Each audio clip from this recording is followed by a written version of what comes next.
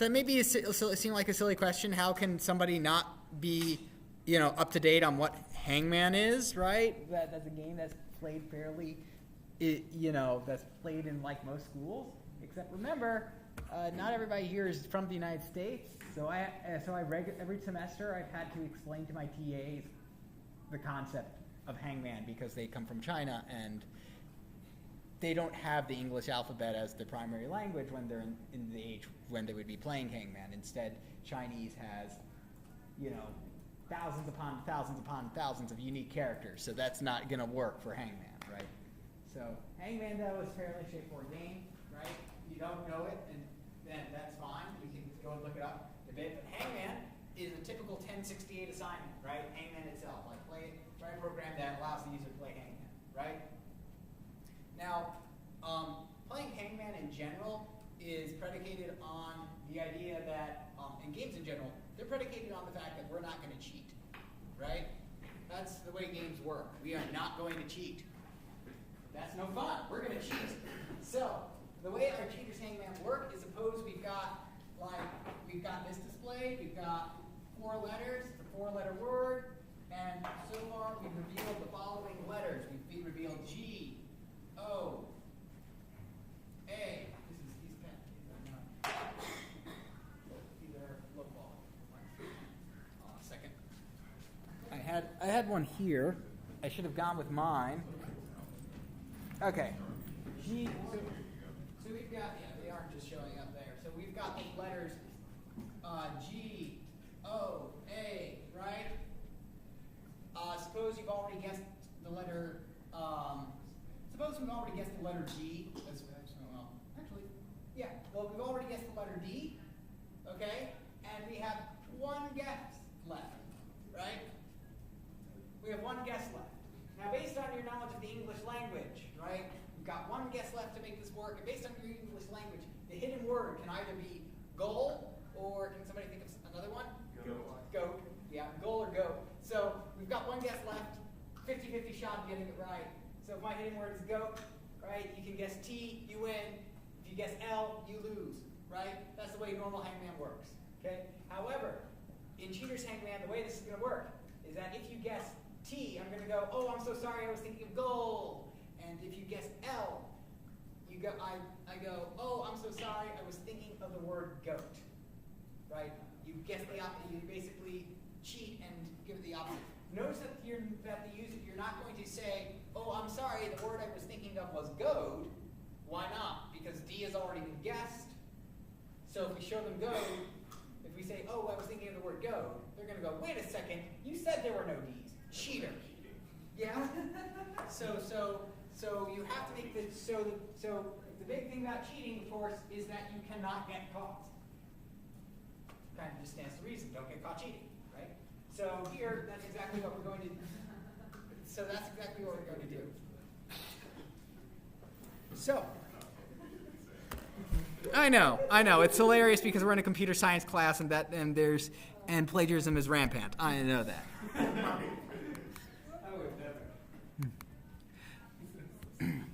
So, all right. So let's go ahead and check out what I put online.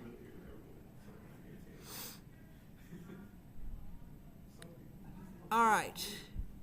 So assignments.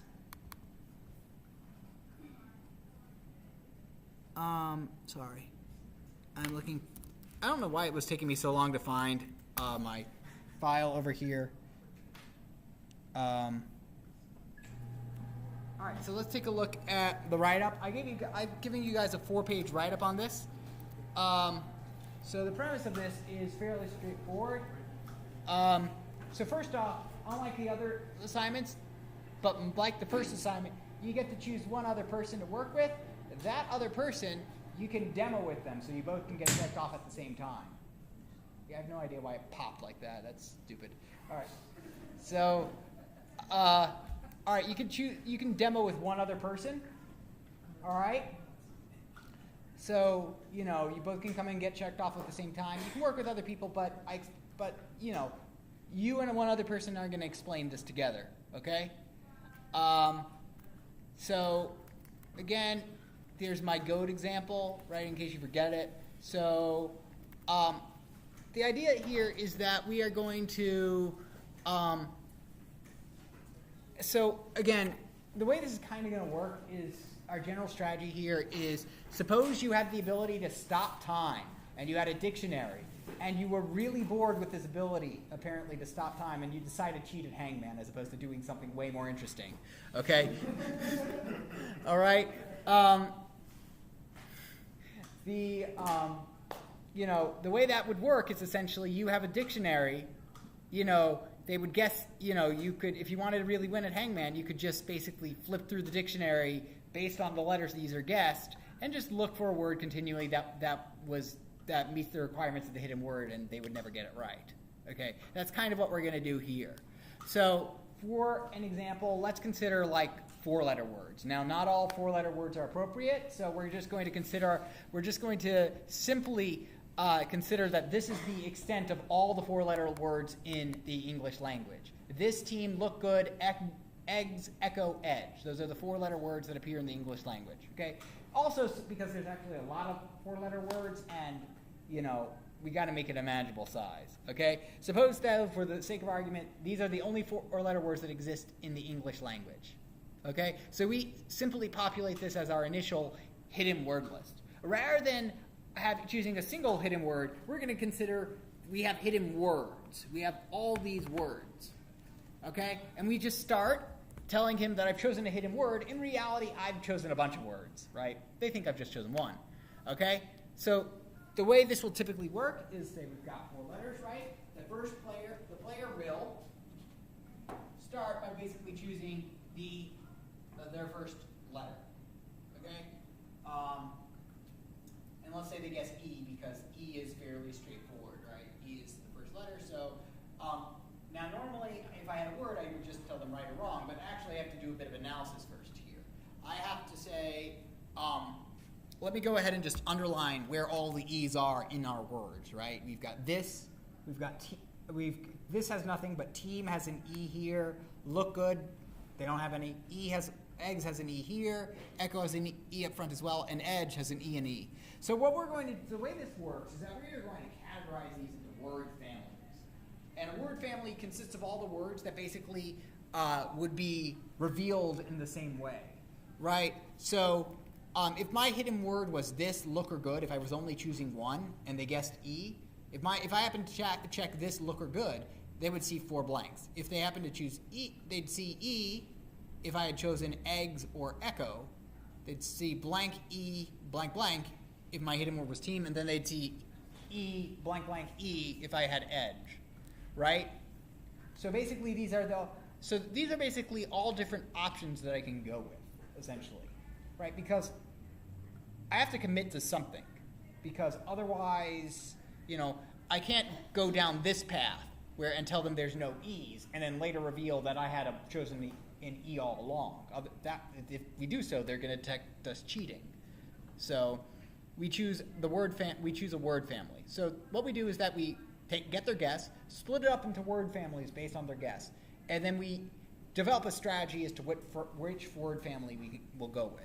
Now, obviously, and that's actually a good question as to what your word family will be. I give you one, and I'll get to it in just a second. But like one word strategy might be like, hey, if the word family contains like a word with no vowels in it, I'm totally going to go with that because words with no vowels are absolute torture for trying to guess in Hangman.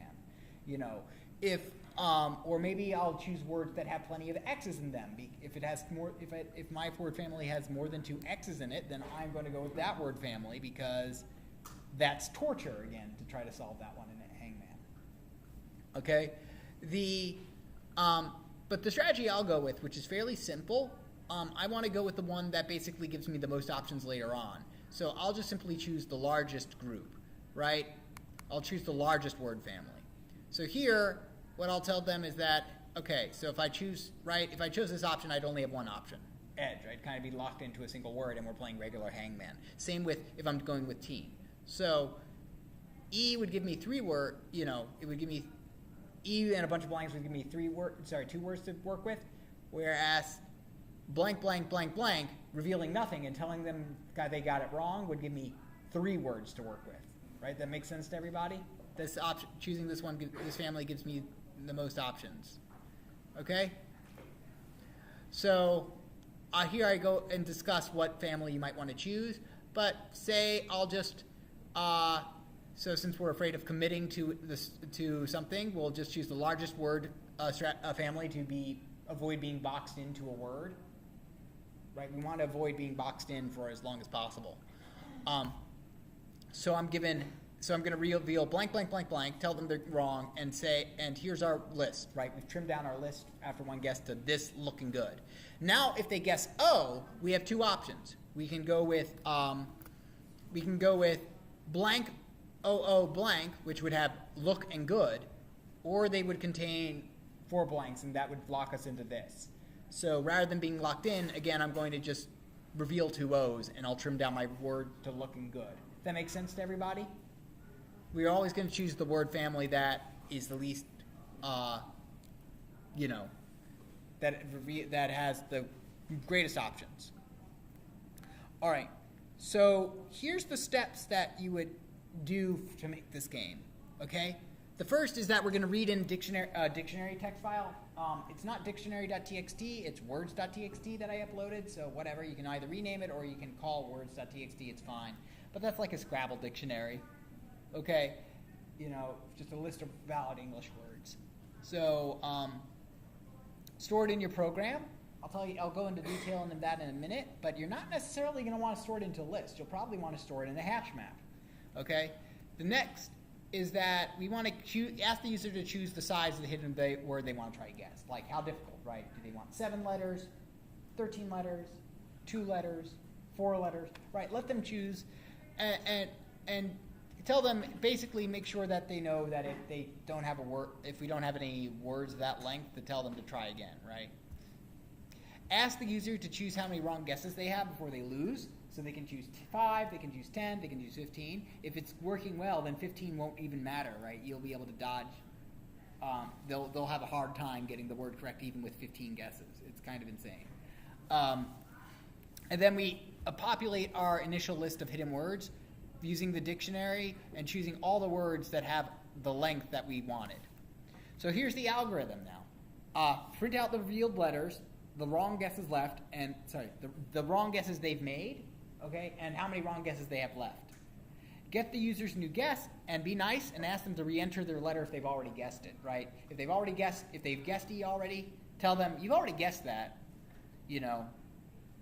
try guessing something else. That seems like a really good use case for a set right there, right? Just basically a set of all the things they've guessed so far. So that's a pretty good thing. Separate your list of hidden words into word families based on the input once you get it from them. Choose the appropriate word family based on some strategy. And then make the new hidden word list from that. If this reveals letters to the user, then reveal letters. Otherwise, tell the player they just lost the wrong guess, right? Remember, the amount of guesses they have are wrong guesses, not, right? That's how many times they get something wrong. Keep going until either they win by revealing all the letters, or they run out of guesses, in which case mock them. Mock them because they just lost at Hangman, right? So as long as it works, I don't really care how you do it. But data structures will come in handy, and so we'll discuss that in a second. You'll want to also have some kind of debug mode, right? Obviously, when you're playing this against your unsuspecting brother or friend or, basically somebody you want to play a trick on and make them feel pretty stupid about themselves, then obviously you don't want to have any indications that it's cheating. But when you're demoing it to me, you'll probably want to have some debug mode that tells you how many words are in the hidden word list, right? How many words there are left. Oh, and how does it handle winning? How does it handle losing? Right, if the player loses, then what you need to do is you choose one of the hidden words that you have left and pretend that was your word all along, okay? So since this is in the map, I'm giving this along with learning around maps and sets, this is probably an excellent indication that it's time to learn how to do maps and sets, right? Just maybe, right? So in fact, step 1, this whole read, if you want to know how to get started with the program, the first thing I'd do is write something that basically reads in from this file and renders you a hash map.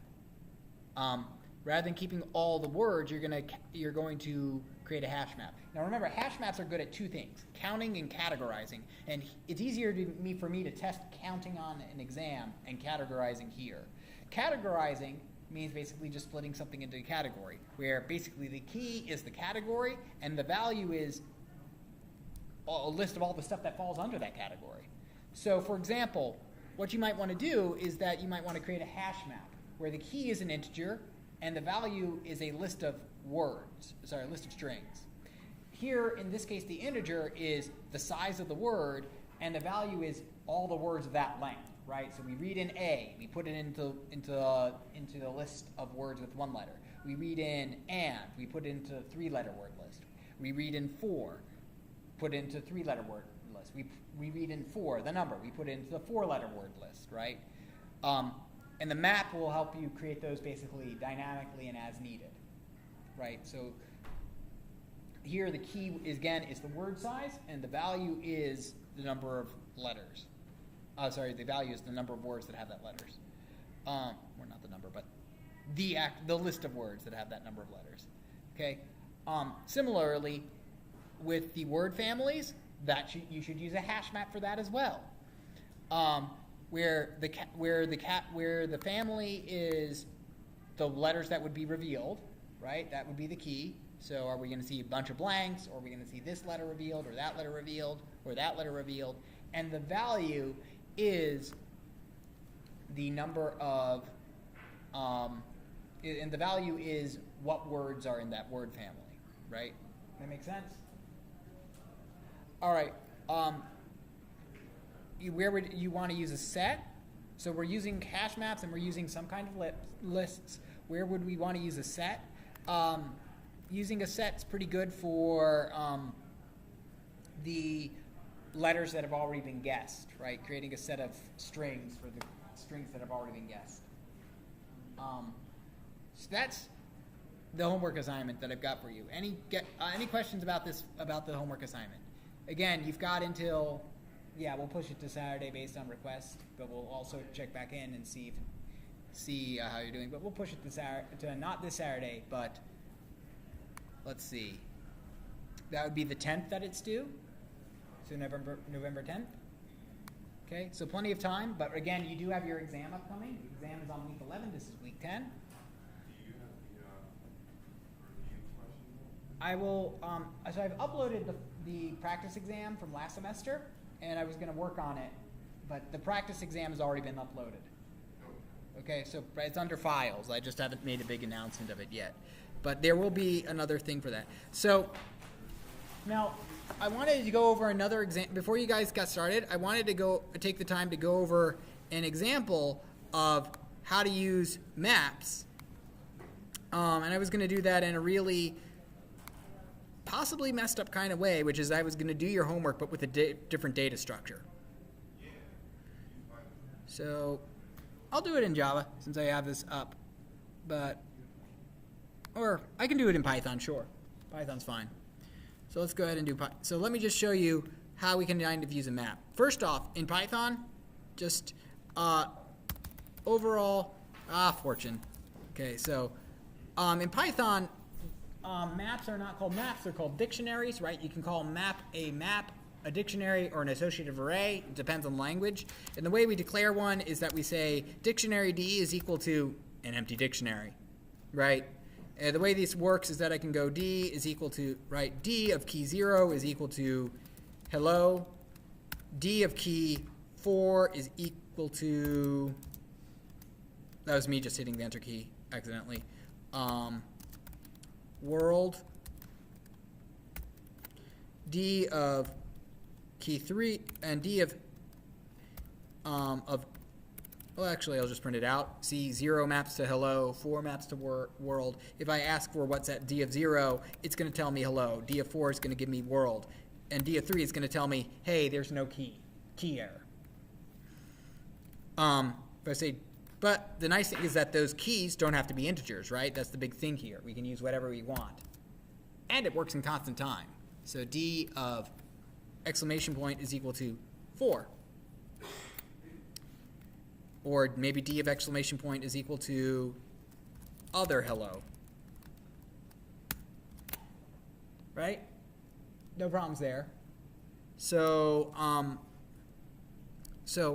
but basically the nice thing about dictionaries in Python is that you can use them using the array notation, which is pretty nice. So let's go over and take a look at, okay, so let's go over like the idea of, so first, I don't have PG100 on my file, but I do have one of the plays, which is, and that play is, what is it? This is Much Ado About Nothing. So I do have that. So rather than going over the whole thing, I'm just going to go over one of the plays. So, all right, first off, I need to open up the file, right? Read in the file. Open pg2240.txt. Got to open it in read mode. And that is how you, and this basically gives me a file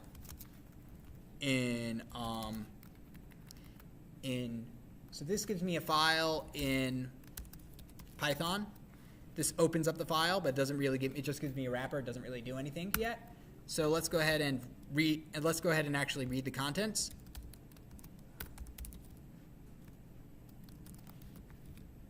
Okay, so I've read the file. It's now an array of strings, or a list of strings. So that's fairly straightforward. I can also just go through it. The way I often like to do it is to just iterate through it one line at a time. For line in text, print line, and that will iterate through the file one line at a time. Let's go ahead and say line.strip, because that will cut off the white space around it. If line dot, so, and then let's say if length of line is 0, we're just going to skip it. Of course, in Python, you don't need any of those. Continue.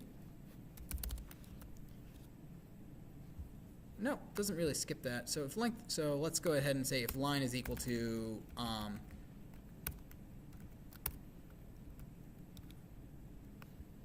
so it does have these weird empty lines here still, so that's kind of annoying. I'll deal with them later. Let's see, do they just have a space in them? Nope, no idea. These are just empty lines, so it doesn't really matter. Sorry, it's in Geany. So indexer. So right now we've got our lines. We say, let's go ahead and just, now we do line is equal to line.strip to get all the white space off of them. And now we can do, now we need to do words is equal to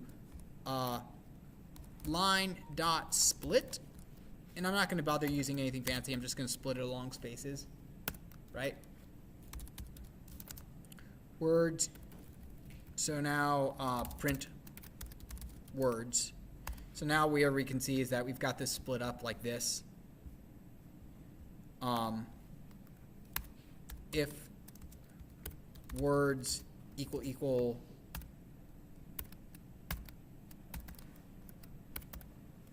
let's see if this will work. Continue. So also the indentation is very important in Python. Yeah, that's just not going to work. I don't know how to really skip it like that. So indentation is really important in Python. And as a result, that's why I have to keep things like that. But otherwise, it's very concise language. So now we've got our words. So now for word in words, so for each line, we split into words. And for every word in that line, well, now we need to add in our stuff. Index is equal to an empty dictionary line num is equal to 0, when we read a line, we'll just say line is equal to, it automatically reads it when I do this for this iterator. Line number is equal to line num plus 1. So for each word in that line number, if word is not in index.keys, so if we don't have that word in our keys yet, then we put it in our index, in our dictionary. We go index is equal to, index of word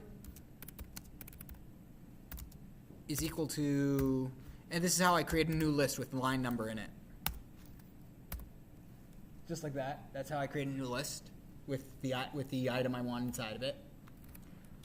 Else, not else, else. We just have to add it to the current list that's already there. Index word dot append, and appends the add method for a list in Python. Line num. How does this work? Yeah, it works. So now instead of printing out that stuff, comment is a hash, or bang rather. No, it's a crunch. Sorry. So now print index, and that prints it out in a god awful mess. But it is what we have, and so now what I can do is that I can instead let's go ahead and say for key. So for word in index, print word, comma, word index. Right, word index word. And there we go. We have all the words in the file and the lines that they appear on. Right? Everybody see that? So I was able to do that homework in about using this pretty quickly. Also, Python's a very nice language. But there's a bit of an issue. What's the issue? They're not sorted. They're not in alphabetical order because, as the big thing with hash tables is that we sacrifice the ability to keep things in sorted order in hash tables. You can't sort anything if they're in hash tables. You have to kind of extract them from the hash table and resort them if you want to get them in a sorted order. But you can do stuff in constant time. If it's important for things to be sorted, use a tree set or a tree map. And then you'll be able to handle, and that will keep things sorted for you. But Python, again, and honestly, this doesn't take much longer in Java, right? You just have a bit more boilerplate. You have the main, you have the class, you have the whole class thing, you have the main, you have a couple more lines for scanner and a try catch. You have to a couple more lines, a couple more stuff for declaring variables. It's just a bit more of a terse language. But also notice that I was kind of programming blind. I don't have anything that was, if I just put something in here, it's not going to tell me it's an error until it gets to it. Won't even highlight it for me on this because I don't have a linter on it. So Java's a lot nicer in the sense that it gives pretty good error. It tells you pretty good errors before they're going to happen. But anyway, that's what you need for that one. All right, so I might have a quiz on Wednesday about this about basics of kind of on hash tables. But otherwise, we are fairly, the focus of the next couple weeks will be on working on this latest assignment and getting you guys ready for the exam, which will primarily focus on the stuff we learned for trees, which are binary trees, heaps, and a bit of Huffman encoding. There'll be one question about about using a map, but it'll be like the examples I went over in my videos.